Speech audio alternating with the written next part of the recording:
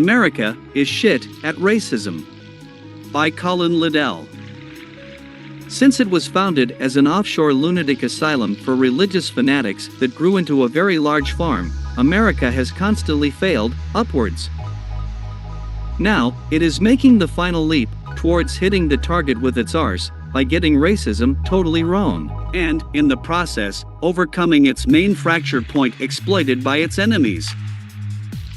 This is clear from the latest outbreak of white supremacist spree shooters in Texas and elsewhere, who, like just about everybody else in the racist far right, turn out to be Hispanics, non-whites, or quasi-whites. Nick Mexican Midget Fuentes and Mauricio Garcia, the dude who just shot up the shopping mall in Allen, Texas, are sadly typical. Meanwhile, the online right, most of whom are conveniently hidden behind sock accounts, post stuff like this, as if the mainstream media is getting them wrong. No, the mainstream media is right in this case. It should be clear by now, especially to anyone familiar with the dissident right, that America is simply totally shit at the one thing most people around the world associate it with, namely, racism. This is nothing new, and it is something I have been saying for years. In fact, America is so shit at racism that it should probably just stop trying. The evidence is overwhelming. Back in 2020, there was the case of based stickman Kyle Chapman, a one-time leader of the Proud Boys, a group that some say the Texas shooter Mauricio Garcia had ties with. Back then, the media reported that Chapman had gone off the deep end, spewing anti-Semitism and racial smears, like any Fed trying to make his quota. As reported by Newsweek, quote, white nationalist Kyle Chapman, who set up the tactical defense arm of the Proud Boys, the Fraternal Order of Alt-Knights, has criticized the group's chairman, Enrique Tarrio, while announcing a so-called rebranding of the organization. Writing on encrypted messaging app, Telegram, Chapman used racial slurs against Tarrio and other neo-Nazi rhetoric while announcing that the grifting leaders had been deposed and the group would be renamed the Proud Goys. The term goy, a Hebrew word for a non-Jewish person, is sometimes used by white supremacists to signal their anti-Semitic beliefs, according to the Southern Poverty Law Center. End of quote. In the Telegram message, Chapman wrote, quote, we will no longer cuck to the left by appointing token Negroes as our leaders. We will no longer allow homosexuals or other undesirables into our ranks. We will confront the Zionist criminals who wish to destroy our civilization. We recognize that the West was built by the white race alone and we owe nothing to any other race. End of quote. Okay, so far so good. Whether you agree with it or not, this looks like pretty solid, relatively normal, race hatred. Disparaging non-whites? Check. Recycling crappy terminology from The Daily Show podcast? Check.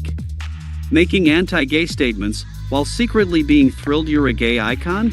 Check. And, of course, frothing at the mouth about Jews? Double check. But then, we got this. Yes, super, uber, neo-Nazi race hater, Kyle Chapman and family. The dissident rights Aryan superhero was, it turns out, a guy who has a cute waifu, and had actually race mixed by sprogging out a future Elliot Rodger. Whether you're cool with that or not, is not the point. The point is that this is not what a solid, old-school racist is supposed to be like. The guy is doing it all wrong.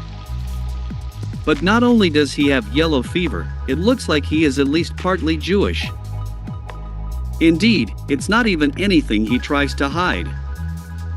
Check out his battle helmet. But really, why be surprised? Because American racists and anti-Semites have an abysmal track record at actually being racist and anti-Semitic. A few even older historical examples. Check out this guy. Nice swastikas, solid white supremacist banners, and even a snazzy Nazi uniform. But this guy, Frank Cohen, fucks up the whole neo-Nazi Jew-hating thing by being, yes, you guessed it, a Jew himself. Even worse, lots of dumbass American racists thought this guy was their Aryan Führer, lol. That's how crap these low-IQ Americans are at racism and anti-Semitism. A bit like this guy here, yet another classic case of just how shit Americans are at racism. Yes, Mike Enoch from TRS. Totally, 100% Jewish. Even his Nazi sock name Enoch is an anagram of Cohen.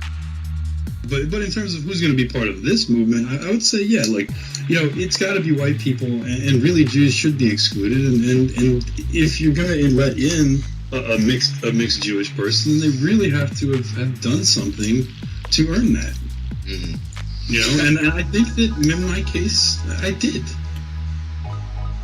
And here is big, bad Aryan neo-Nazi Weave Orenheimer of the Daily Stormer. Except, he too is a Jew. And also a midget, about the size of a large cat. God almighty, can it get any worse? Yes it can. This is Andrew Anglin, the wit behind the hardcore racist Daily Stormer site. Yes, I'm not sure which one he is either. Then, there are other leading American racists and anti-Semites like Sven, Jesse Dunstan, and Alex McNabb from The Right Stuff, and, of course, Stryker. How about those guys? Here is swarthy, almost Arab-like, Sven and his Chinese wife. Really, if some dude comes at you with a Nordic-sounding sock name, you can be sure he is 100% fake. As for McNabb, he's about the blackest white man I can claim to have laid eyes on.